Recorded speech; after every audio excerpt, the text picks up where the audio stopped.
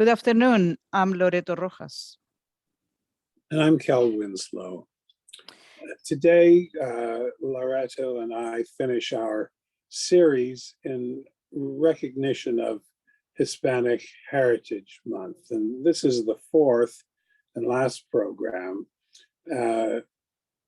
during a month of considering important issues in the Latino community and beyond. I should add, Loreto, going off script just for a minute here, that this won't be the last discussion by a long shot of Latino community issues. And be sure, if you don't already, be sure that you listen to Mendocino Latino, which is on Tuesday mornings, the second. It's on Mondays, actually. Monday mornings. Thank you, Cal. The second and fourth Mondays of the month, and that's in Spanish. So we're not forgetting about this subject whatsoever. And Loreto and I will be talking about what we might do next if we get the opportunity. But thanks for listening. We hope you've enjoyed and learned something from these programs. Thank you, Carl. Yeah, Mendo Latino, it's on Mondays. It's the second and the fourth Monday of every month from 9 to 10. It's a Spanish-speaking program, and we focus in Latino issues with my co-host, Diana Coriat.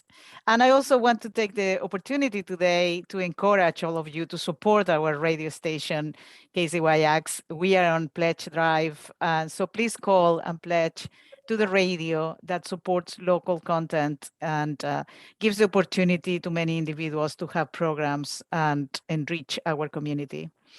So today, we are, as Cal was saying, this is our fourth program celebrating Hispanic Heritage Month. And we started a few weeks ago interviewing historian Abby Chomsky and talking about Latin American history and the roots of migration. And that program was followed by another one with Alvaro Huerta, who talked about immigrants and the challenges we all face.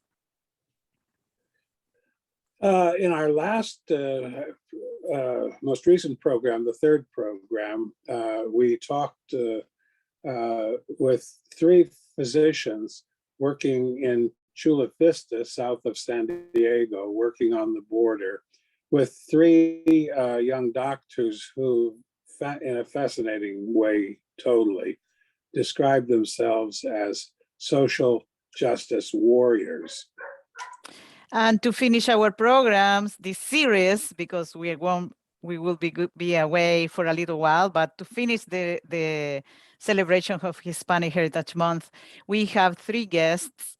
They are all closer to home. They are our activists, Keily Becerra, Esme Placencia, and Roseanne Ibarra.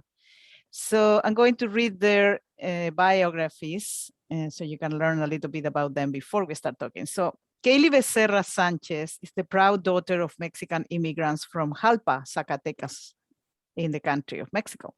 She was born and raised on the Mendocino coast. After completing her studies at the University of San Diego, she spent a year in Los Angeles with the Jesuits Volunteer Corps. Since moving home, she has become involved with various community-based groups, most recently Mendocino County's Diversity, Equity, and Inclusion Committee, and its subset COVID-19 Equity Work Group.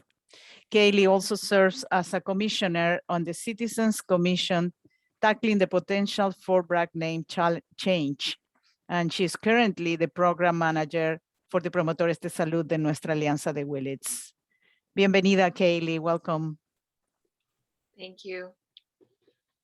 And joining us as well is Roseanne Ibarra. She is the Community Wellbeing Director for Adventist Health, Ukiah Valley, and the Adventist Health Howard Memorial Hospital and the Adventist Health Memorial Mendocino Coast Hospital. She was executive director of First Five Mendocino from 2016 to 2020. Ibarra holds a Bachelor of Arts degree in political science and a minor in economics from Sonoma State University, and a master's of legal studies from Empire College School of Law. Ibarra is the former board president for the Boys and Girls Club of Ukiah. She served on the board from 2011 to 2021, and she serves on the United Way of the Wine Country Board of Directors since 2019. Ibarra is multicultural and bilingual in Spanish and English. She is multi-tribal with Nomlaki, Concow, and Pomo blood from Northern California. She's a tribal member of the Round Valley Indian tribes in Covelo, California, and a first-generation Mexican-American. Her father is an immigrant from Michoacan, Mexico. Her indigenous Mexican blood is Purépecha. She's a founding steer committee member of the Mendocino Latinx Alliance, a leadership group that provides a platform to voice the aspiration, needs, and concerns of the Latino community to inform and grow leaders.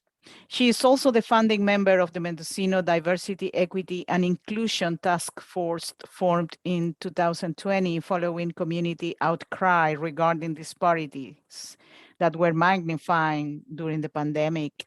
Welcome, Roseanne. Thank you. And also we have Esme Placencia.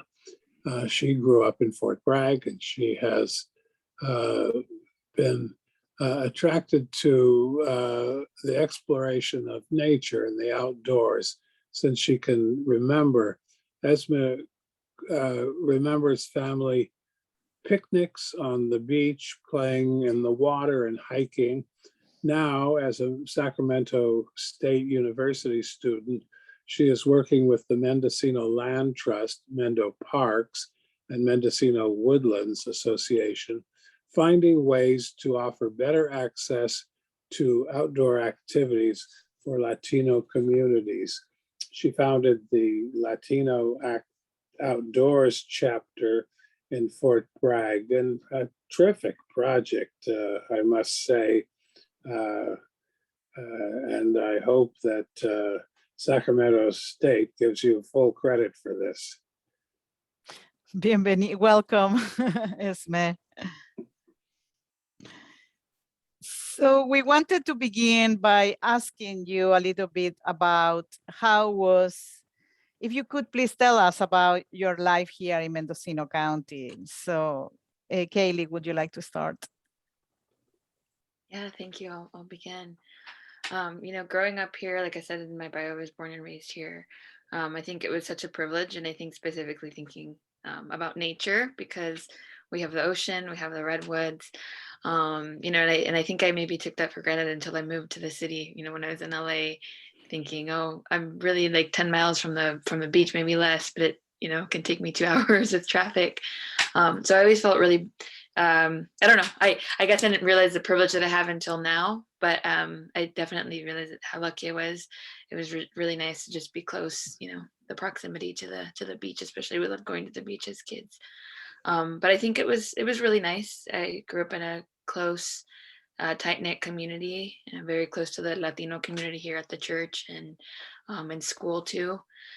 But I think one thing, again, that I'm realizing now that I didn't realize when I was younger is because we were in a small rural, far from the airport, far from even places where we can go shopping for clothes and things like that.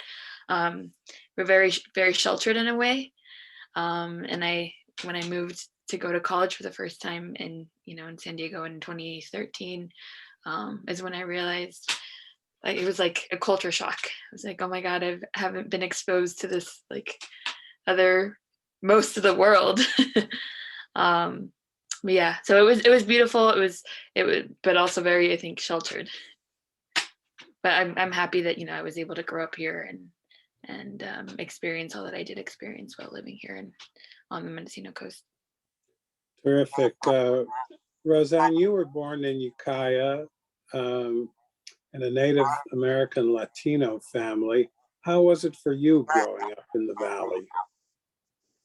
Yeah, so I jokingly say that I am representative of Mendocino County, and usually what I mean by that is I'm a mix of the two groups in the community that are our highest people of color, so Native American and Mexican. Originally, my family lived in Anderson Valley. My dad worked for the vineyard over there in Boonville. We lived in housing that was provided by the company. And then from there, I moved to Willits, and then my mom was working in Ukiah. And so I went to kindergarten here in Ukiah, and then we moved to Boonville. And then we finally landed in Ukiah. So I've kind of lived in all of these communities. And I remember in Anderson Valley growing up as a little tiny one, I've always had both English and Spanish in the home. And then at some point when we moved to Willits, I was surrounded, we lived in a trailer park, and most of the kids around me there were some Spanish speaking families, but mostly it was English that, I spoke with the little friends. But in the home, it was always both languages. And then when I moved to Joplin, most of my friends were from the Joplin reservation. So it's always been for me this dynamic of my identity, and the fact that, if you were to see my parents together, they look similar, so in terms of, when you think of multiracial people, typically there's a distinction between how each of the partners look, but in my family, we looked the same, but the culture was so incredibly different. Right. So my mom was born also in Ukiah and was very, she grew up, she was a baby boomer. My grandfather was a World War II veteran. He served in France and Germany, and he came back. And so I had these stories growing up from both perspectives, right? I would hear from my grandpa about his experiences growing up in this community. And I always remember him asking me every time he'd see me, how are you being treated in school? Because he went through the school system here and he remembers the racism that he encountered. And then, I have the stories from my dad's side of the family of what it was like growing up in Hanambo, Michoacan, and he didn't have electricity or running water growing up. And, the schools there on the ranch, he said it went up to 3rd grade. And then from there, you'd have to travel to the bigger town. So it was really challenging. So I just remember this dichotomy of the different experiences.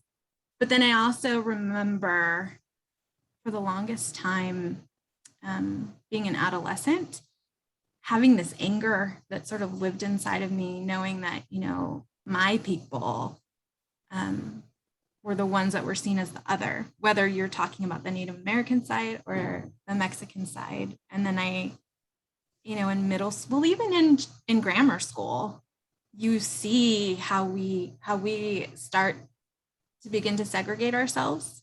And it's interesting to see how we begin to segregate ourselves by race. So I would say that's kind of been a running thread for me throughout my life, is the identity, and then always feeling that I needed to pick a side, or else I needed to adjust myself, right? So if I'm with my Latino family, speaking Spanish and or Spanglish, and then there's even more complexity there, because among Latino families, we're mixed status, right? So there's a distinction, unfortunately, if you're born here in the United States versus coming here as an immigrant. And then there's a further distinction on your legal status if you're an illegal alien or if you're a resident. And in my family, there's a wide array, a mixture. I have illegal family members, and I have a deep, profound sensitivity about that. And then, on my Native American side, there's an element of that as well. Growing up, my grandpa would always tell me stories, and my grandma, about their experiences. And my grandpa and grandma, they were, what was it, in 1924 when American Indians were granted citizenship. So they were 2 and 3 years old when they became citizens of this country. How interesting, Roseanne. Okay, and Esme, how about telling us a bit about yourself and your work? So I grew up in Fort Bragg most of my life, and I migrated from Guadalajara, Jalisco, Mexico when I was only about 11 months old. My dad worked in Fort Bragg as a logger, and he had a work permit. And that's how my mom came over here, because of my dad. And then she brought me, and then her visa expired and she ended up staying, and she had like my siblings. And I would say that in that sense, because I lived in a small town where there was resources, I recognize the privilege that I have to get to where I am today. I had close family, friends, a lot of support in helping out my family, and also on our path to citizenship, and being able to get into higher education. Like now I'm at Sacramento State, I'm on my last semester, and a lot of it, yes, it was because I had support from my community, and because I had the passion in trying to do better and do something that I'm passionate about. And I would say when I moved to Sacramento, my first year, it was a cultural shock because it's a lot different than in Fort Bragg. Like, it's a big city. There's a whole bunch of people from different cultures and races. And in Fort Bragg, it's pretty, I would say, like, it's like if you're living in a bubble, sort of, because you're only exposed to so much. And I just think it's important for people to really try to learn more, put themselves in perspective outside of themselves, so they could learn and be more compassionate towards ourselves and others. And I feel that with meeting new people, even now since I left and I moved back, I feel like I'm still learning more about myself and who I want to be, and how I can support the community that I came from. And that's what I feel with my work in Latino Outdoors. I'm giving back to the community that brought me to where I am now. And that love and just the community of being together and sharing your experiences, because we all have different experiences. And that's why I am so passionate about nature and being outside, because that is where I found a lot of healing from the experiences of pain or uncertainty. Even now during the pandemic, being stuck inside, I felt a lot of uncertainty, and being outside for me was really like a place of calm, peace, and quiet, and not get so consumed by all of our day-to-day problems, like in life, with family. And I just think I am grateful to have been raised in a town where I always had access to going to the beach or just walking around. For me, walking and hiking has been my form of exercise, and getting outside and appreciating nature. Yeah, Esme, and that passion that you are describing is the one that took you closer to this organization, the Latino Outdoors. Can you tell us a little bit about this organization and how you think it helps people with their health and with organizing Latinos, and what are you been doing with the Latino Outdoors here? Yeah, so growing up, like I said, in a small town, I would go outside, but only to the places that I knew. And there was a lot of places and trails that I didn't know and I didn't have access to because I didn't have transportation or a car that I could drive to. But just because you don't have that doesn't mean you can't have a connection to the outdoors. And I think with Latino Outdoors, we're redefining what it means to be outdoors, because you don't have to go on a backpacking trip or go on very intensive outdoor activities to be in the outdoors. You could just be biking around town or taking a walk around town, being outside, gardening. There's so many different ways to connect to nature, and Latino Outdoors is working towards towards having also that representation in the outdoors. Because, for example, I could be out hiking on a trail that is in the forest. Like, I'll just give an example. Like, I could be hiking in any like state park that is within the boundaries, where it's a little bit more distance to get to from Fort Bragg. And you'll see, like, I won't really see people who look like me, like people of color that are doing those activities like kayaking or doing or surfing or boating or different things that people haven't been exposed to because they didn't have the opportunities to do that. And that's why I think this is so important, Latino Outdoors, a community like this, because you get to meet people, experts in the field, who can share their experiences or just share an opportunity to do an activity that you are not very familiar with or comfortable with. And it starts with just getting out there and trying something new, because those different activities in the outdoors help with our personal growth and serve as an activity for our health. Because when we're doing an activity that challenges us, is also helping us grow as a person.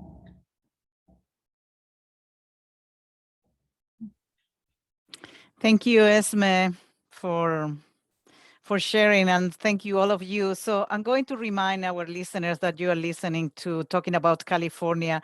We are doing a series celebrating Hispanic Heritage Month here, and this afternoon we are talking with Roseanne Ibarra, Keily Becerra, and Esme Placencia, who are locals that have stories to share with us. So back to you, Cal.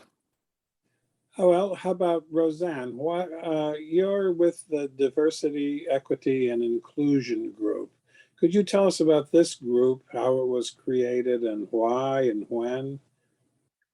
Yes, of course. So the group was started in August of 2020. Well, unofficially, several community leaders came together and started putting the planning together. But I'm going to back up from there, because the concept for the task force was born from advocacy from joint Latino leaders across Mendocino County. And that was starting in early 2020, before we went into the pandemic. The group came together and was strategizing on topics that we wanted to bring forward to our county board of supervisors regarding Latinos in the community, and what our concerns are and what we would like to see. And one of the items that we put forward, among others, was the formation of a diversity, equity, and inclusion task force. So once we went into the pandemic, as you all know, we saw the disparities that were magnified in the fact that Latinos were being disproportionately impacted by COVID. And so the supervisor Hascheck had reached out and asked if we could come forward. And so we collectively, the 8 Latino groups, organized this presentation on health disparities. But within that, we put forward this concept for the DEI task force. So that was in July. And so then in August, we came together for the planning, and it was determined by the group, so the community members. And so we expanded it as well. We expanded it beyond Latinos, but to be inclusive of all people of color. So we invited other voices. And what was determined is that we wanted to be a group that was not a Brown Act board or committee, and something that wasn't going to be appointed by the institution that we were trying to change, when we're thinking about the county structures. So the group has been going, we just celebrated our 1-year anniversary of being in place.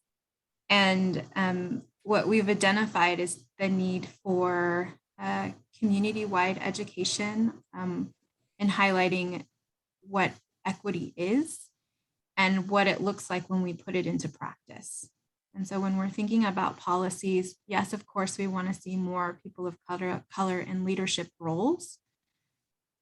And we cannot just leave it at that it's on the shoulders of the person of color to be the one to be the voice for for the community, that it's also for existing leaders, that we need to be adjusting how we're thinking about allocation of resources. For example, when we're thinking about the COVID dollars that came into the community, that we be mindful of the distribution, and that the dollars are supporting populations that are disproportionately impacted. And then even when we're thinking about community development as a whole, that we're mindful of communities that have been disenfranchised. And sadly, when we're looking at the design of communities, typically communities of color are not within the boundaries of city limits. I live in Ukiah, and I live on the south end of Ukiah. I'm not within city limits, but surrounding me, there's apartment complexes, mobile home parks that are mostly Latino families. And, you think about the fact that we're outside of city limits, and there's services that are not extended. So those are the deeper things. But right now we're looking at educating the community about equity, creating a local training as well that tells our story, right? Our history in this country is told through the eyes of the colonizer. And for people of color, we need opportunities to be able to share what our contributions are to this community, to this country, to celebrate those and highlight those for our people, but also to tell others what our experience has been. So it's that. It's also communication and collaboration. So there's other groups as well that are working on these important issues, and to make sure that we're unified and that we're supporting each other. And so it's been an exciting journey. Yeah, I'll bet it has. Let's just go right back to what you began with. And, for our listeners, maybe they don't actually know what equity is. Could you tell us about your own thinking on that subject, or the group's thinking? And also, I'm interested in knowing about the issue of representation in county positions of authority.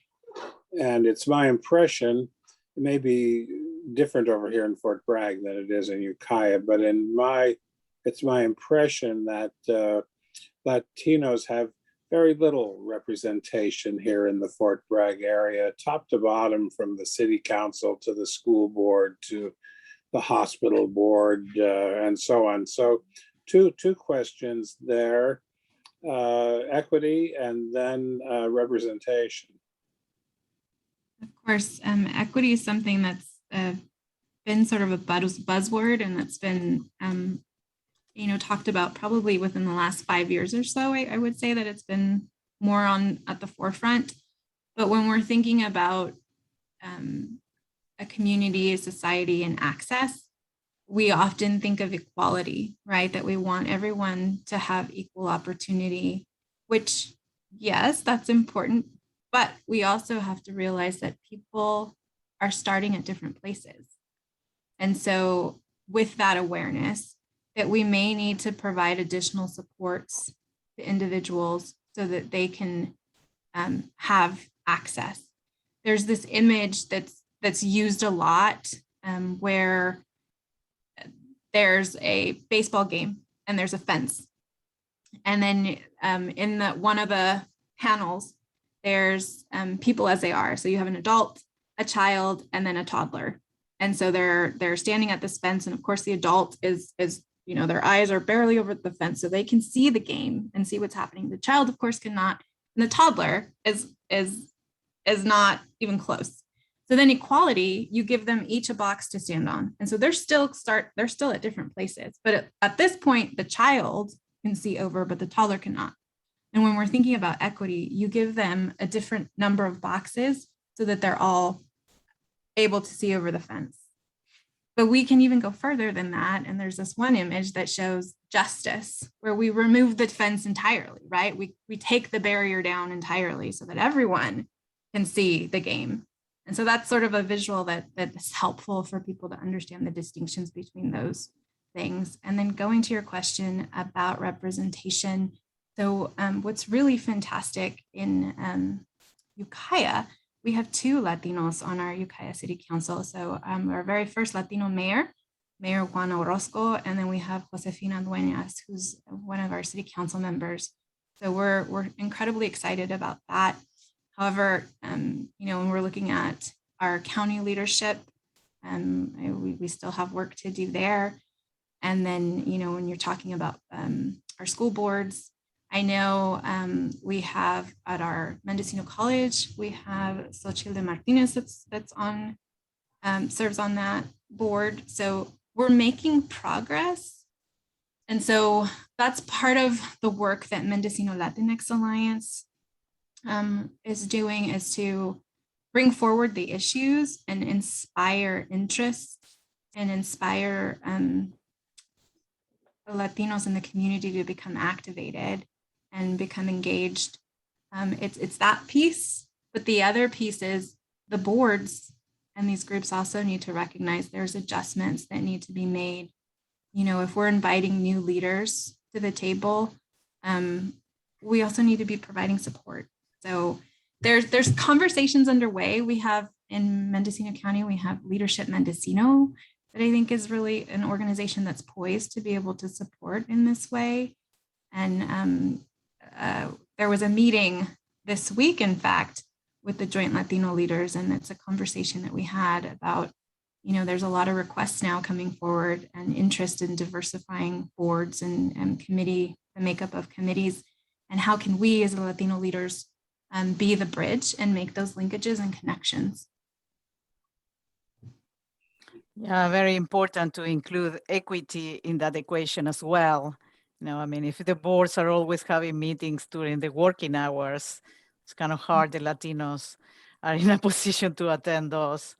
So yeah, many details that need to be considered. And we are very happy here with Cal Winslow today to talk to you and be part of the effort to educate people about the changes that are needed in our community. So we know that from these disparities that we confronted during the pandemic, one of the programs that was created, it was the Promotores de Salud program. And so Keily she participates in this group. So could you please, Kaylee, tell us a little bit about your work you are the program manager. So could you tell us a little bit of your work with the Promotores de Salud and things you're doing? Yeah, absolutely. So speaking about equity and meeting people where they're at, actually, Promotores was born out of this bigger push, right? To talk about all these issues that are affecting our community, specifically Latinos and other people of color. And so Promotores actually was an idea from Laura Diamondstone. She's an epidemiologist in our county. And thanks to her work and Roseanne's work, they were able to select a home for the Promotores program. So we're housed out of a nonprofit, Nuestra Alianza de Willits, in Willits, and it's a family resource center. So the program started back in November of last year. We're going to turn one pretty soon here, with the idea that we were going to help during the pandemic. We were in an emergency situation, and we had been in the county's ear about the fact that the pandemic was affecting the Latinos, was going to affect the Latinos the most, and then it did. And then we kept bugging him, said, we need resources, we need resources. And so I think part of that solution was creating this program. And again, acknowledging that it wasn't the county's idea, it was because of the community. The community was saying, we need these resources. So thanks to the community and then the funding from the county, we were able to create this program. I actually joined in January just as an interpreter, because the part of the program, or the unique piece of our program, is that most of the folks who are promotores now they're becoming bilingual, monolingual Spanish speakers. We had a couple of others who were bilingual. And then it was Laura who was kind of helping direct them and provide them with the correct resources. And so because of the language barrier, they needed somebody to interpret. So that's how I got hired on. In March, Laura ended up leaving the program. She's still, sponsoring us as a mentor, but not officially part of the program anymore. So then they asked me to step up and be the program manager. And I said, oh my God, I have really big shoes to fill, but we've been making it happen since March. The program is by no means perfect. There are definitely things that kinks that need ironing out, but I think that we're doing a really great job, an exceptional job of bringing resources to the community. Whether that's before, let me back up a little bit. At the beginning of last year, when we were getting the vaccines, we were having folks sign up so that they can receive vaccines, just convincing them that, getting a vaccine was safe and okay. And also appealing to the county to make sure that folks in our community, especially because so many people in our community are essential workers, that they be included in the first groups of people who were getting the vaccine. Also recently we started offering testing. So, asking folks to come through and get tested regularly. And we've actually become the primary testing site in Willits. Many folks know about us now. They don't realize that we're not actually part of the county testing. We're doing it out of the goodness of our hearts because promotores realize that we have a need. North County has a lot of COVID-19 cases, and they keep going up every day. And so we have to make sure that we're detecting those. And so that's, one of the services that we're providing. Another is bringing folks food or different supplies while they're in isolation or in quarantine. We were also, thanks to the funding, able to purchase oximeters, filters, thermometers. And so we lend those out as well. And it has been such a privilege to be part of the program. Like I said, we're working hard to fix things that, sometimes don't always work out. But I just want to say that I'm really proud of the folks who are part of the program. The team is absolutely exceptional. And the beauty of our program too is that the promotores are folks who are not necessarily in leadership roles in the county, but they're leaders within their Latino community in Willits. They're trusted individuals, and I think that that's why we've been accepted within the Latino community in Willits. Yeah, Gailey, these are people that actually they are not in the health professional business, let's say, you know, they are truly grassroots people that have been trained to offer these services and protect the people affected by COVID, no? Absolutely, yes. And I Loretta, wanted to could I, mention, I oh, wanted I to just mention, want, sorry, go ahead, sorry. Cal. Oh, I just wanted to ask one more question while we were on that subject of COVID. We hear a lot about why people do or don't get vaccinated. And I'm just wondering, in your experience in the county with the people you're working with, what kind of problems do you find? And also, how do you find people to try to bring on board with the vaccinations? Yeah, that's a great question. You know, there are a myriad of reasons why people don't want to get vaccinated. There's a lot of hesitation. Luckily, through education, we've been able to convince a lot of folks. There are still people out there who are just afraid of what it could do to their body. There are folks who feel like, you know, the government is going to be able to control them, whether through their information or folks that actually think that they're getting a chip inserted inside of them. So there's so many misconceptions and ideas of what could, you know, potentially happen. But we also have other reasons, like folks don't have the time. They're working all day, every day, you know, 6-7 days a week. And sometimes, you know, during the vaccine clinic, they're not going to miss work to go. Another worry of theirs is like, okay, well, I'm going to go get vaccinated, but how is my body going to react, and how many days of work am I going to miss? I can't afford to miss working because I'm going to have, you know, a 2-3 day reaction. So those are legitimate concerns that folks have. And so what we've been trying to do is, you know, work with the county, see if the county can come to them, meet them where they're at, instead of having, you know, and the county has been trying to make accommodations, trying to be open during different types or during different hours, different days. But I think there's definitely still some work to do in order to reach as many people as we can. You know, we've been going to a ranch in Potter Valley every other week, and trying to convince folks there. And, you know, we have to be careful about how we talk to them. We have to be sensitive and understanding of their concerns. But, you know, we bring our despensas, our food pantries, to them and bring them, you know, a bunch of information every time, and also have one-on-one conversations with them. And we've been able to convince folks.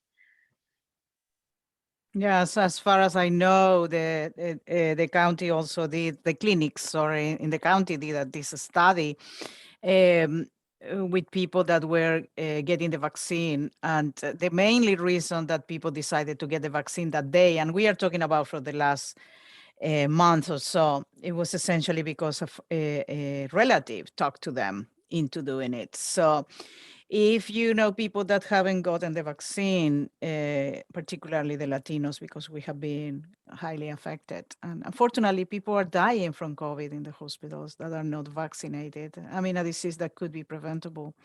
It's a good idea to start the conversation. Thank you so much, Keily, for your work on this. Carl? Well, should we go back to Esme and talk some more about Latino outdoors? I think I should apply for membership. I could I could spend some more time outdoors. You know, apparently there have been studies which tell us that going out and being amongst the trees is one of the very best things you can do for your psychology, for making yourself healthier in terms of mental health. How do you feel about that? I agree. When I am outside, I feel a sense of calmness. And I feel like all my thoughts that I have, when, you know, when they say like the monkey mind, like you're just like clattering a bunch of thoughts. When I'm outside, I clear that and I feel more peaceful and just enjoy where I'm at without any worries, any concerns. And it's good for your physical health as well to be outside. It's not only mental, it's physical.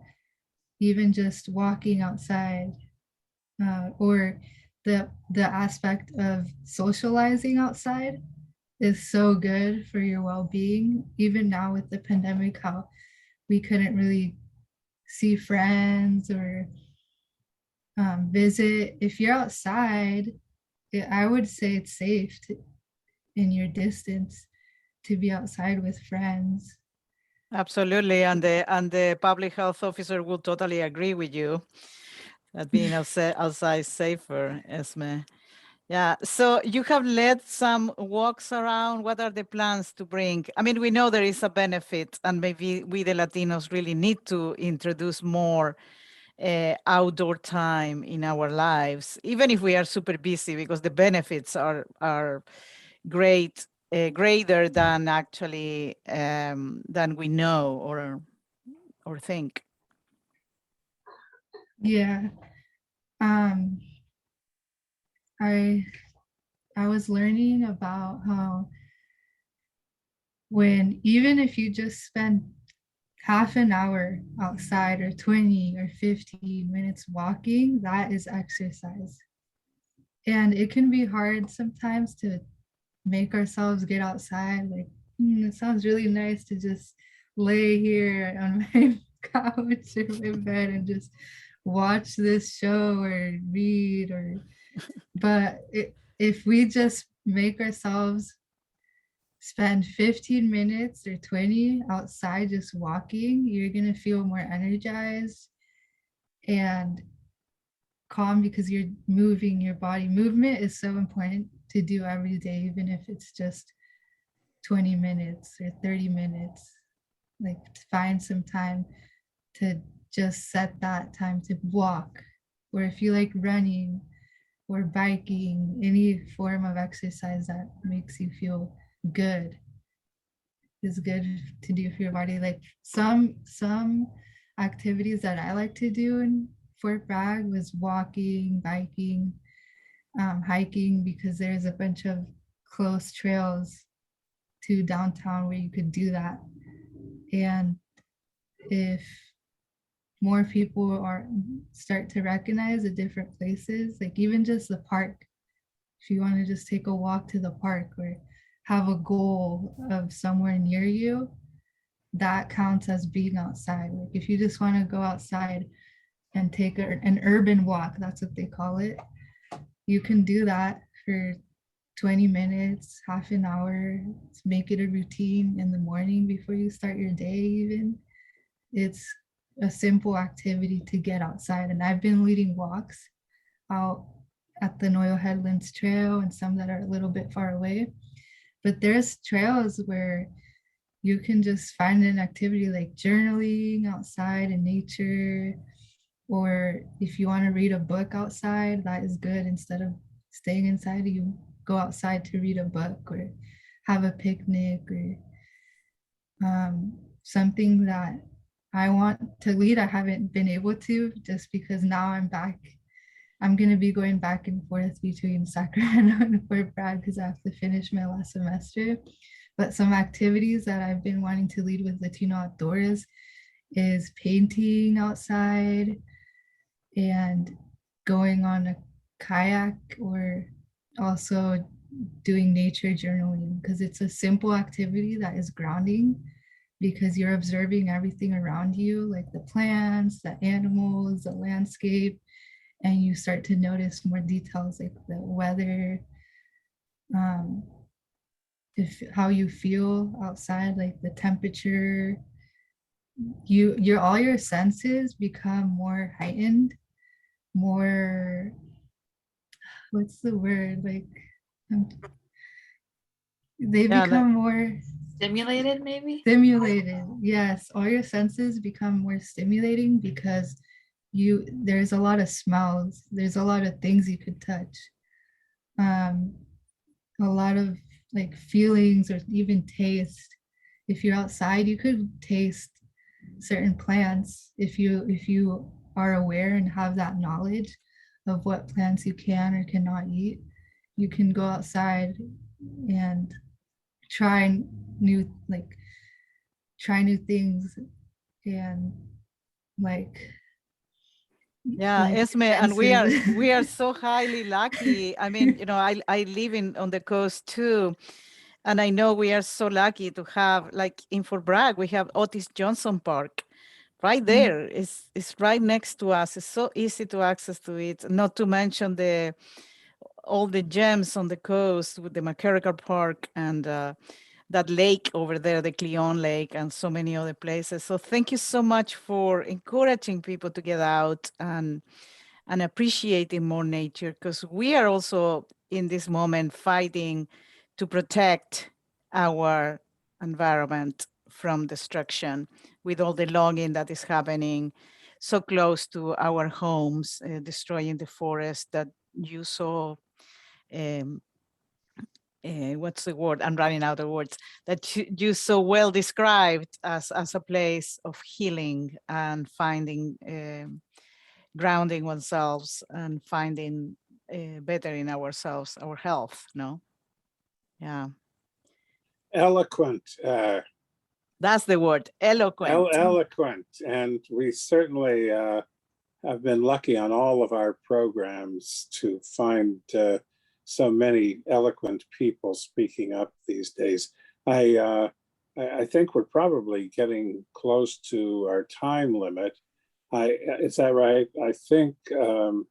Yeah, we have a few more minutes, Cal, So, and let me ask about Keily again. Bring her back, and this is kind of an ongoing issue of some importance. I see that you're part of the Fort Bragg Name Change Citizens Commission. Could you tell us what this is all about and what exactly is happening with this commission now, and maybe what you think its prospects are? Also, I suppose why you think it's important. Yeah, absolutely. So the Name Change Commission was put together now a year ago. I want to say it was July or August of last year, in the wake of last year's summer uprisings following the death of George Floyd, the murder, I should say, of George Floyd. And the name change did not cut. This is not the first time that the conversation for the name change has come up. It's come up several times before. It's gone before the city council before. But I think last year there was a lot of support for changing or getting rid of Confederate monuments. And because our name is Fort Bragg, we are, inadvertently, I think, honoring Braxton Bragg, who was an awful man.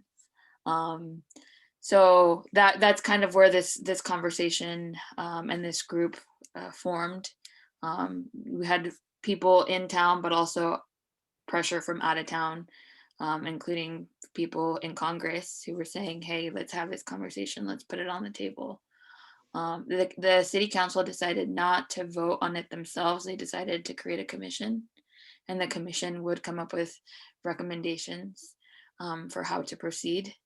I can't say too much. I will say that it has been very contentious, and we have folks on the commission who are for the name change and folks who are very against it. We've also had community input. A lot of the community doesn't want to change the name. I think there's also a lack of understanding of why it's important for us to change the name. Many people bring up, oh, you're going to get rid of our history. The town was named Fort Bragg before he was part of the Confederacy.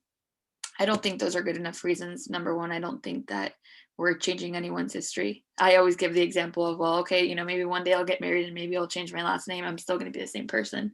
What I did in life and, you know, who I am isn't going to change based on my name. And then, you know, the other reason of, okay, well, the town was named before he was part of the Confederacy. I still think that's not a good enough reason to keep the name. I'm obviously for changing it. Again, we're inadvertently honoring him. And I think there are so many other better names, you know, to identify, to go with the beauty of our town, or that reflect, you know, the people that are here that don't have to do with the Confederacy. Yeah, I have to confess, I certainly agree with you on that. If you don't mind my putting in my 2 cents worth. He was a soldier in the Mexican War. Right? Then he was a general, a highly disliked general in the war of the Civil War. He was a slave owner himself. And so yes, indeed, we ought to think about that.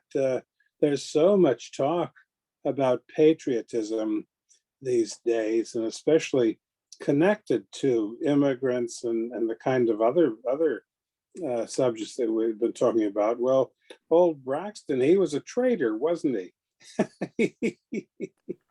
Yeah, there's no, and to also, say about him. Tried sorry, to overthrow the government. right, and also I like to point out, because I'm not so knowledge about the story of this Bragg person, but I also like to point out that we give this name Fort Bragg, and there's not a fort here. We are not a military base, or we don't need to protect. On the contrary, our town is so friendly and wants to encourage people to come here and visit. So we are not protecting ourselves. We are actually open our hearts and our towns to the tourists that come to enjoy the beauty here. Would you like to say something about this, Esme? What do you feel about the name? Do you think it's a timely issue that we should confront?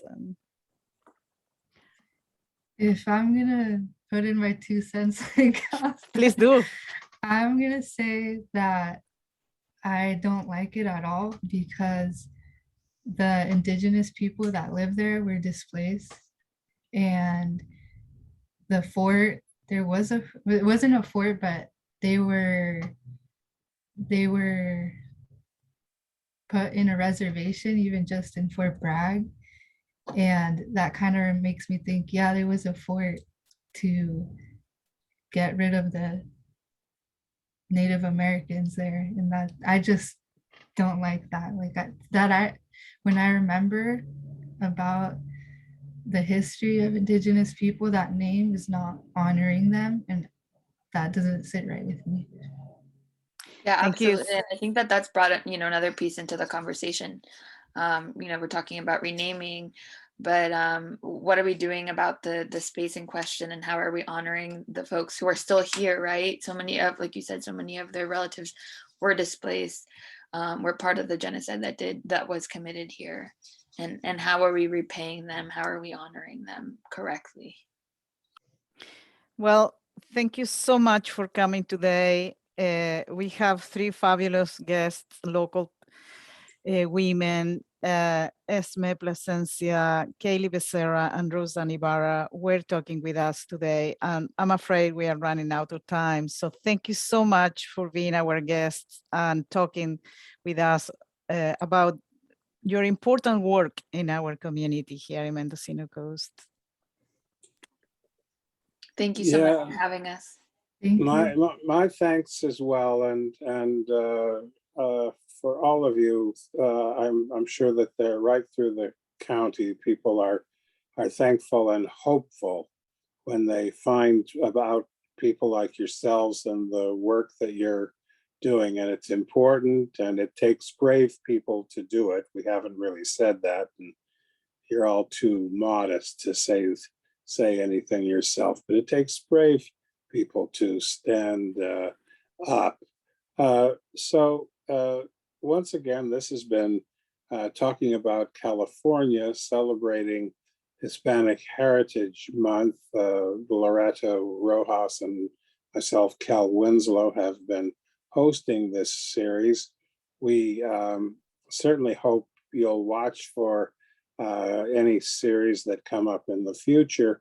And once again, to remind listeners to tune in to Loreto and her program, Mendo Latino, which is at 9 o'clock on Mondays, the second and fourth Mondays of the month. So many thanks to all of you.